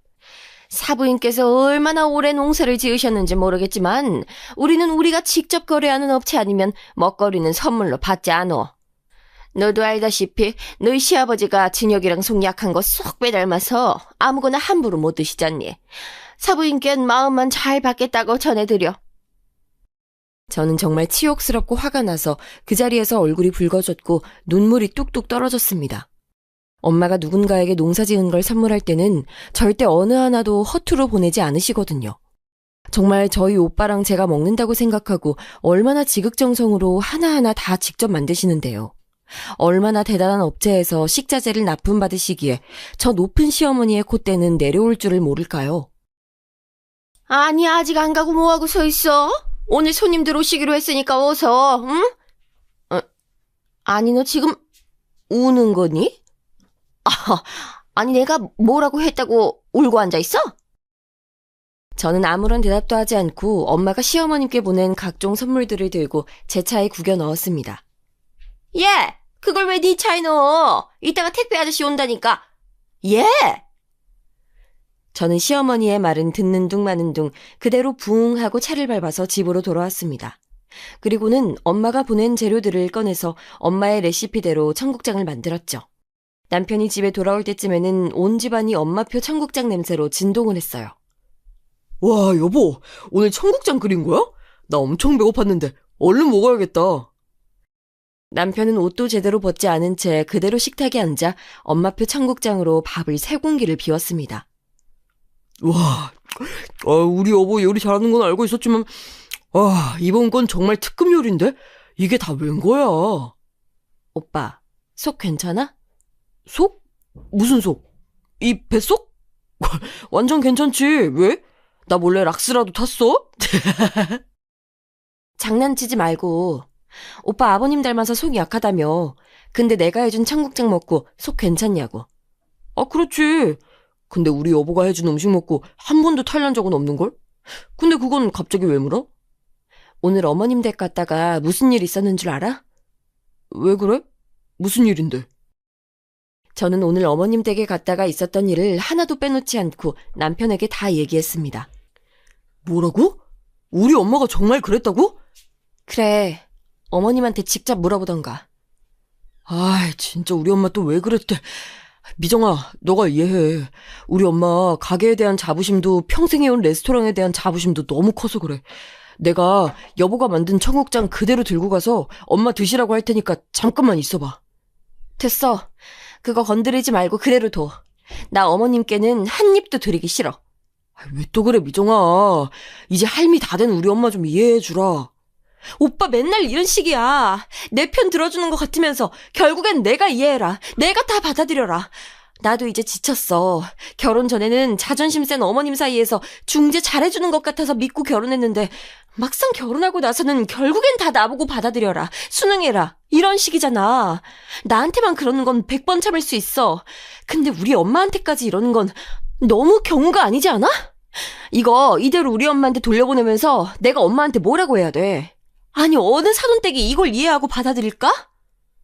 내가 미안하다. 내가 미안해, 정말. 됐어. 앞으로 해결 못할 거면 미안하다는 말 꺼내지도 마. 제일 듣기 싫으니까. 나 분명 엄마가 보낸 재료로 요리해서 오빠 먹였고 오빠 아무런 탈 안 났다. 그거 꼭 기억하고 어머님께 전달 드려. 알았지? 저는 그 길로 안방문을 쾅 닫고 들어갔습니다. 갈수록 무례해지는 시어머님의 태도에 정말 이혼까지 생각하게 될 정도였습니다. 남편이 착하고 잘해주니까 이것 때문에 이혼하기는 좀 그런가 하는 생각이 들다가도 시어머님이랑만 얽히면 두루뭉술해지는 남편의 태도만 생각하면 당장이라도 이혼을 하고 싶은 마음이 치밀어 올랐습니다. 그러던 중 결정적인 사건이 터졌습니다. 가을 수학철이 끝나고 잠시 쉴 겸 엄마 아빠가 저희 집에 한 달 정도 올라오시기로 했어요. 딸내미 신혼집도 구경할 겸 서울 사는 오빠들 한 번씩 다 보면서 서울 구경도 좀 하고 싶다면서요. 한 해 농사를 잘 마무리 짓는 것이 얼마나 큰일인지 잘 보고 자란 저는 이번에 서울 구경 오시는 엄마 아빠한테 진짜 잘해드려야겠다 생각하고 이것저것 서울 구경 준비를 많이 했어요. 남편도 엄마 아빠 올라와 계시는 동안은 또 두 분께 얼마나 깍듯하게 잘하는지 저럴 때 보면 또 이혼 생각은 괜히 했나 싶기도 했어요. 그렇게 한 달이 다 되어갈 무렵 엄마가 마지막으로 사부인 댁 가게에 들러서 인사를 좀 드리고 싶다고 했습니다. 저는 아무래도 느낌이 심상치 않아서 엄마에게 얘기했습니다. 엄마, 그냥 어머님네 가게는 다음에 가면 안 될까? 지금 예약 손님도 많고 한창 바쁘실 거야. 저는 분명히 시어머니가 엄마를 무시하는 태도를 보일 게 뻔해서 되도록이면 두 분을 마주치지 않게 하기 위해 애썼습니다. 엄마, 우리 딸이 언제부터 요렇게럼 경우가 없어져 버렸어야. 딸 자식 보러 서울 올라와 버렸으면 당연히 사돈댁을 뵙고 가야 쓰는 거 아니겠는가. 나가 아주 쫙 빼입고 사모님처럼 찾아뵐 텐게 너그는 얻는 가히 채비나 해보러. 걱정이 한없이 앞섰지만 그래도 시어머님도 자기 손님들이 있는 업장이기에 큰 문제는 일으키지 않을 수도 있겠다는 생각이 들었고 엄마도 그냥 인사만 드리고 금방 온다고 하시니까 저는 어쩔 수 없이 따라 나서며 가게에서 일하고 있는 남편에게 전화를 미리 해놓았습니다. 오빠 알지? 나 또 어머님 무례하게 굴면 더 안 참는다. 오빠가 중간에 잘해. 아유, 알겠어. 오빠만 믿어. 세상 제일 못 믿을 말이 오빠만 믿으라는 말 아니겠어요?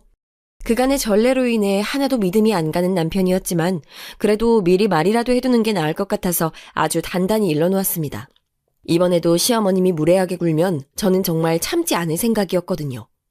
그렇게 찾은 시부모님의 식당은 한창 피크타임이어서 그런지 이미 홀과 룸은 꽉 차 있었고 줄을 서서 기다리는 손님도 많았습니다.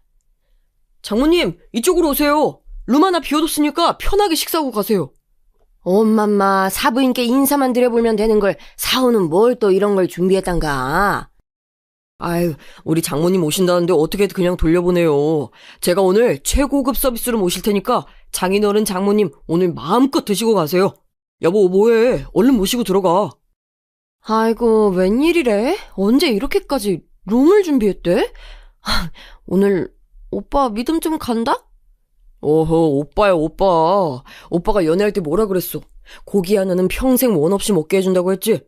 얼른 들어가서 맛있게 먹어요, 우리 여봉. 맞아요. 정말 오랜만에 듣는 말이네요. 저 좋다고 졸졸 쫓아다닐 때 평생 고기만 먹게 해주겠다는 말. 그 말에 혹해서 데이트하러 따라 나섰다가 이렇게 결혼까지 하게 된 건 아니겠어요. 가끔 정말 밉상 같아도 오늘은 연애 시절 보던 복학생 오빠와의 풋풋한 시절이 떠올라서 잠시 긴장을 내려놓게 됐습니다. 그렇게 들어간 룸에는 기본 세팅이 잘 되어 있었고 저랑 엄마 아빠는 자리에 앉아서 메뉴가 준비되길 기다렸어요. 아니 근데 미정아, 사부인은 어째 코빼기도 안 보이신다냐? 그러게, 오빠한테 엄마 아빠 온다고 얘기 전해달라고 했는데. 일단은 우리끼리 먹고 있어 불자. 계기를 눈앞에 두고 멀뚱멀뚱 있는 것은 괴기에 대한 예의가 아니요. 알겠어 엄마. 우리끼리 먹고 있으면 곧 오시겠지. 아마 가게가 바빠서 그러신 걸 거야. 저는 내심 이대로 우리가 식사를 마칠 때까지 시어머님이 안 들어오셨으면 했습니다. 그러나 그런 저의 기대는 1인분을 이제야 막 먹었을까 싶었을 때쯤 산산조각 났습니다. 한참을 먹고 있을 때쯤 저희가 있던 룸의 문이 드르륵 열렸는데 거기에는 시어머님이 서 계셨습니다. 엄마, 사부인, 이제야 오서 부르소. 퍼뜩 여기 같이 앉아서 식사 들어요. 사부인, 이제 다 드셨죠? 죄송하지만 이제 룸 좀 비워주시겠어요? 오늘 손님이 많아서 얼른 여기 비우고 새로운 손님 받아야 할 것 같아요. 야? 아따, 사부인, 어째 그러신다요? 아이고, 오랜만에 뵙는디 이리 나가라 하는 게 어딨다요? 우들이 오늘 장사 손에 안 나게 매출은 확실하게 올려드릴 텐께 그런 것은 걱정을 마시고 얼른 와서 같이 한자리 해보러요. 사부인, 죄송하지만 저 2번 말할 시간이 없어요. 오늘 귀한 예약 손님 오시기로 해서요. 그리고 이런 말씀까지는 안 드리려고 했는데 여기는 사돈댁 같은 시골에서 오신 분들이 막 오는 곳이 아니에요. 특히나 저희 룸 손님들 다 강남에서 내로라 하는 분들 예약만 받아서 철저하게 회원제로 운영되는 고급 레스토랑이에요. 진혁이가 그래도 장모님 생각한다고 저한테 상의도 없이 이렇게 자리를 마련했나 본데요. 그 정도 드셨으면 얼른 일어나시죠. 다음에 진혁이 편에 저희 가게 1등급 제품 택배로 보내드릴게요. 저는 시어머니의 상식을 넘는 무례한 태도에 화가 끝까지 차올라서 폭발을 하고야 말았습니다. 어머님, 지금 뭐라고 하셨어요?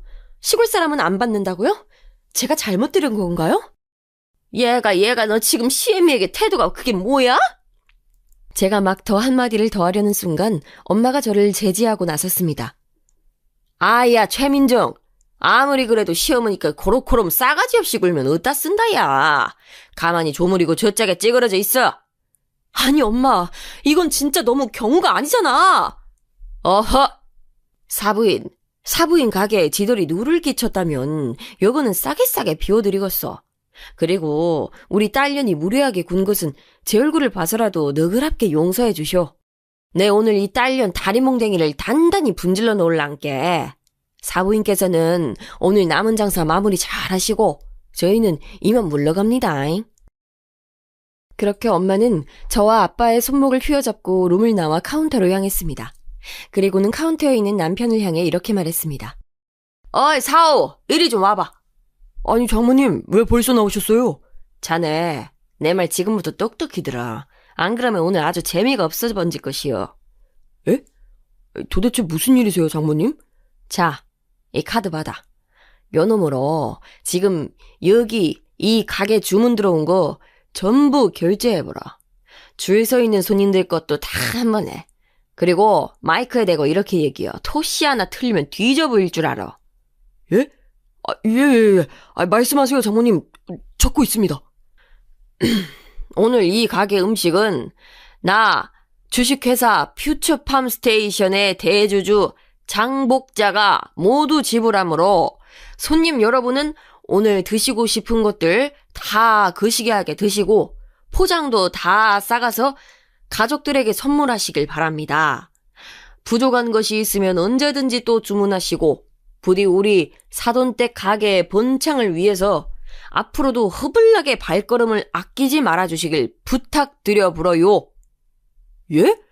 아니, 장모님, 갑자기 왜? 어허, 사오. 오늘 정말 장모한테 뒤져불고 싶은가?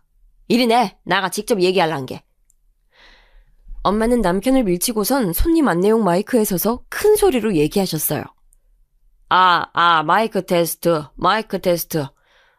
아야, 미정아, 잘 들려보냐? 손님 여러분께 제가 한 말씀 올려불겠습니다.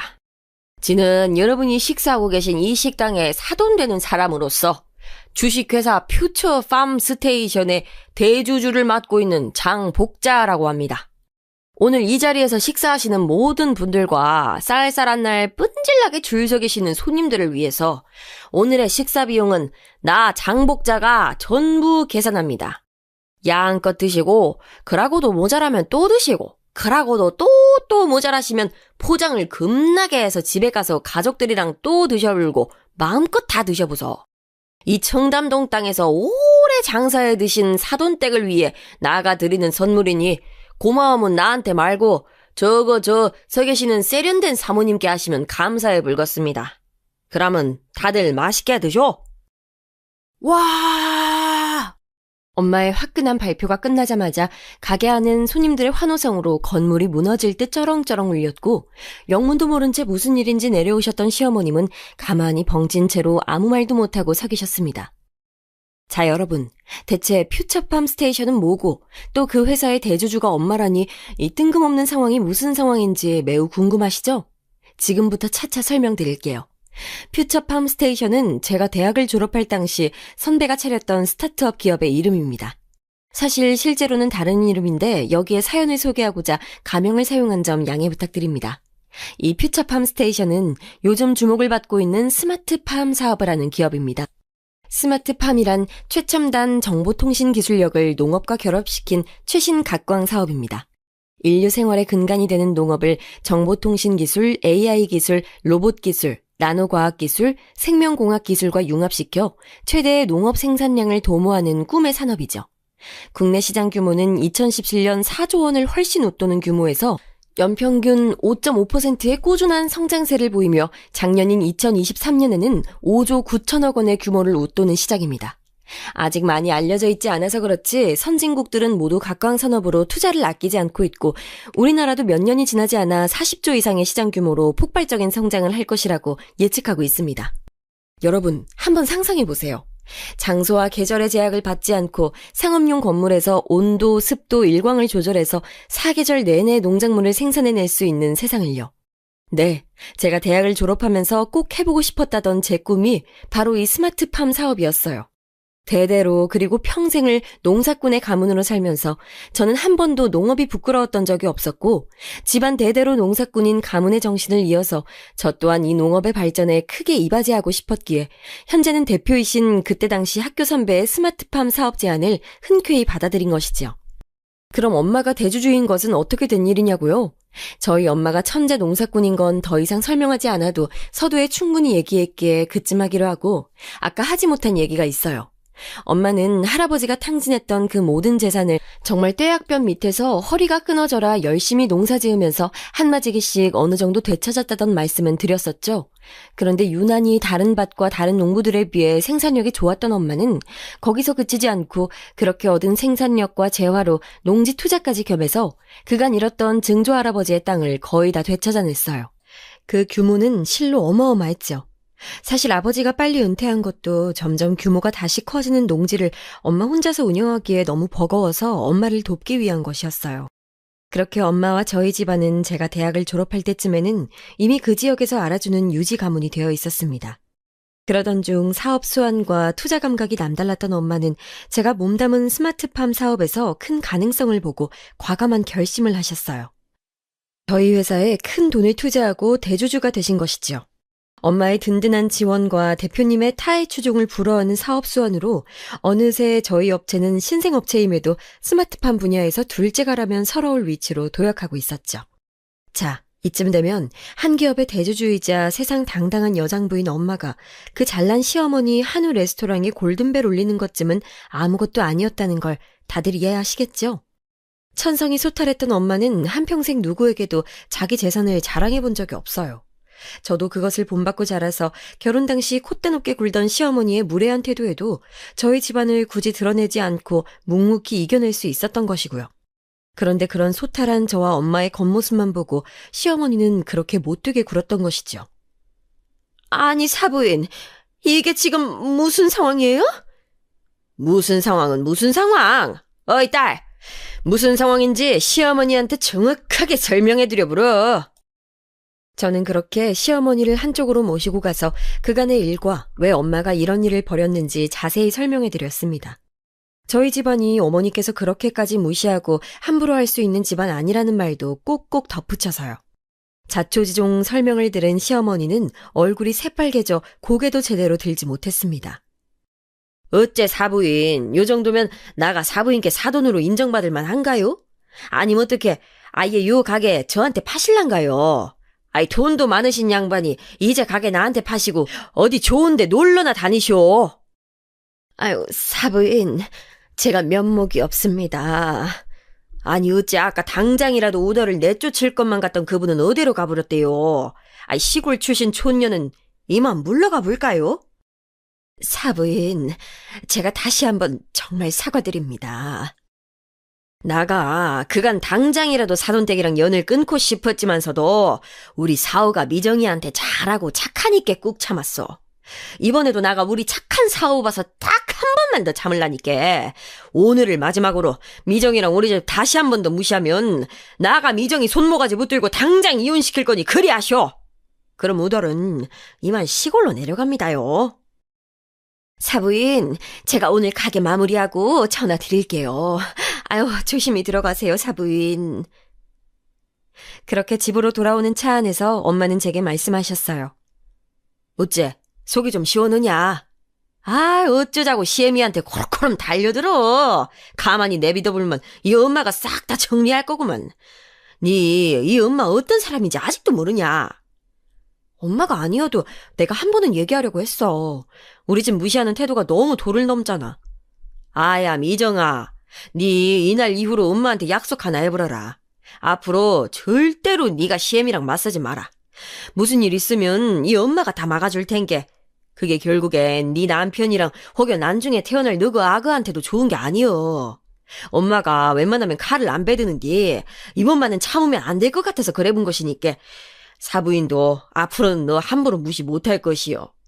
그니까 앞으로는 너랑 너그 남편이랑 오순도순 사는 것만 약속하는 거요. 알겠지? 알았어 엄마. 고마워. 정말 고마워. 우리 엄마 최고야. 엄마 또 눈가리에 눈물 흘러번지면 상당히 곤란해지는데. 우리 딸 요렇게럼 눈물이 많아서 앞으로 이 험한 세상 어찌 살아갈 것이오, 으이? 저는 그렇게 엄마 품에 안겨서 오랫동안 흐느껴 울었습니다. 그것은 그간의 서러움과 동시에 무슨 일이 있어도 저를 최우선으로 지켜주는 엄마의 존재에 대한 고마움의 눈물이었습니다. 그렇게 극을 치닫던 저희 집안과 시댁의 갈등도 엄마의 활약으로 어느새 일단락되었고 콧대가 하늘을 찌르던 시어머니의 태도도 많이 달라졌어요. 아닌 게 아니라 웬일로 이번 설에 한가득 선물을 준비해서 엄마 아빠 집에 보내는 게 아니겠어요? 그런가 하면 한 번씩 저에게 전화를 하셔서는 예, 사부인이 요새는 왜 청국장 안 보내주신다니? 아니, 나는 그때 그게 잘못 온 택배인 줄 알고 돌려보내려고 했던 건데 사부인이 오해를 하셨는지 그 이후로 도통 보내시질 않으신다 예? 이러시면서 뻔뻔과 귀여움의 경계를 넘나드는 거짓말을 하시곤 하셨어요. 사실 그간의 시어머니의 무례함을 용서하려면 시간이 좀 더 오래 걸리겠지만 늦둥이로 태어난 외동아들인 남편을 애지중지하는 마음을 이해 못하는 바는 아니에요. 다만 그 표현 방식이 잘못됐고 그 애지중지하는 과정이 타인에게는 이기심으로 발현되는 것이 문제인 것이죠. 자기 집 자식 귀하지 않은 부모가 어디 있겠어요. 저만 해도 저희 엄마가 저를 얼마나 아끼는지 애청자 여러분들도 잘 느껴지시잖아요. 자기 집 자식 귀한 줄 알면 남의 집 자식 귀한 줄도 알아야 한다는 말은 정말 진리인 것 같아요. 그래도 다행히 저희 남편은 철이 좀 덜 들었을 뿐이지 TV 사연에 자주 나오는 고부 갈등을 아예 나몰라라는 무책임한 남편까지는 아니어서 그 부분은 제가 수용하고 넘어가려고 해요. 무엇보다 저희 엄마 아빠한테 정말 잘하기 때문에 그 부분은 정말 고맙고요. 애초에 엄마가 나설 것도 없이 남편이 중간에서 교통정리를 싹 다 해줬으면 100점이었겠지만 그렇게까지 완벽한 결혼 생활을 하는 사람이 어디 있을까 싶고 애초에 완벽한 인간이란 없다는 생각에 저는 지금의 남편도 충분히 수용하고 사랑합니다. 어쩌면 저도 남편에게 부족한 부분이 있을 수 있으니 저 역시도 제 자신을 더 돌아보고 살펴야겠지요. 아직까지도 대한민국 땅에서 결혼한다는 것은 단순히 남편과 아내로서의 마주함이 아니라 다른 여러 많은 것들을 함께 고려해야 할 것들이 많은 것 같아요. 결혼에 대한 오랜 말 중에 이런 말이 있잖아요. 결혼은 집안과 집안의 결합이다.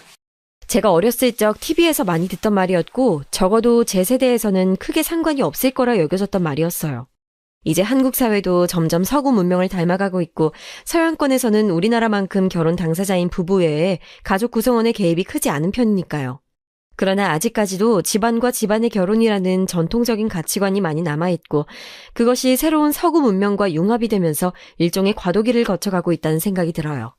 그 정확한 과도기의 시점에서 결혼한 것이 바로 저희 부부라고 생각합니다. 완전히 부모의 영향으로부터 벗어난 상태에서 한 결혼도 아니지만 그렇다고 온전히 부모의 도움만으로 결혼을 한 것은 아닌 전통적인 모습과 서구적인 모습이 결합된 오늘날의 결혼 형태의 표본이 저희인 것이지요. 그래서 아마도 저희와 같은 과도기의 결혼 문화를 겪는 분들이 꽤 많을 것이라 여겨집니다. 그렇기에 더더욱 저와 저희 엄마가 겪었던 이 사건들이 단순 저희만의 스토리로 끝나는 것이 아니라 비슷하게 갈등을 겪고 또 이겨나가고 계실 분들을 응원하게 되는 계기가 됩니다. 이것쯤 쓰는데 시어머니한테 문자가 한 통 와 있네요. 아가, 다음 주면 네 시아버지 생신이니까 이따가 와서 너 잘하는 청국장 좀 끓여다오. 진혁이가 어찌나 입이 마르도록 칭찬을 하는지 시아버지도 얼른 먹어보고 싶다고 난리네. 그리고 사부인 댁에 보낼 한우 선물 세트 준비해놨으니까 그것도 와서 찾아가고. 아니 어머님, 지난 설에 이미 한 번 보내셨잖아요. 이번에 새로 납품 제안은 신생업체에서 샘플로 선물 받은 건데 다른 누구보다 혜연이 아주 탁월하신 사부인이 먼저 맛보셔야 하지 않겠어? 설 선물은 설 선물이고 이거는 그냥 따로 또 드리는 거니까 부담 갖지 말고 받으시라고 전해드려. 참 우리 엄마는 농부이지 맛감별사가 아닌데요. 아마도 엄마한테 그간 미안했던 마음 그리고 또 영향력 있는 엄마한테 잘 보이고 싶은 마음에 대한 표현을 저렇게 하신 것이라고 생각하며 좋게 생각하려고 합니다. 과정이 순탄치 않았지만 그리고 아마도 엄마가 가진 재력 때문인 것도 크겠지만 그래도 이제는 시댁에서 저희 집안을 완전하게 사돈댁으로 인정을 하고 있는 것 같아서 지금은 그 부분만 생각하고 마음 편하게 지내려고 합니다. 어느새 시간이 이렇게 됐네요. 저는 이만 청국장 끓이러 시부모님 댁에 가볼까 해요. 사실 진짜 가기 싫은데 그래도 사랑하는 우리 엄마, 세상 누구보다도 날 아껴주는 든든한 엄마한테 줄 선물이 준비되어 있다고 하니 그것만 생각하고 기쁜 마음으로 다녀오겠습니다. 어머나, 그 와중에 엄마의 문자도 한 통 더 와 있었네요. 아야 미정아, 사부인 댁에 청국장 한 통 보냈으니까 그놈 하나 끓여서 시부모님이랑 한 사발 먹어보러. 요번 놈은 아주 먹다 뒤져도 아무도 모를 맛이니까 그런 줄 알고. 엄마도 참. 아, 먹다 뒤져불면 끝끝내 누가 그 맛을 알아불겠어. 알겠어 엄마. 고마워. 사랑해. 엄마, 우리 딸이 사랑 고백을 해버렸어야? 아따 이라면 또 눈가리가 촉촉하게 젖어버리는디 엄마도 우리 딸 사랑해불어. 자, 그럼 저는 든든한 엄마의 사랑을 듬뿍 안고서 시댁으로 출발합니다. 애청자 여러분들도 좋은 하루 보내세요.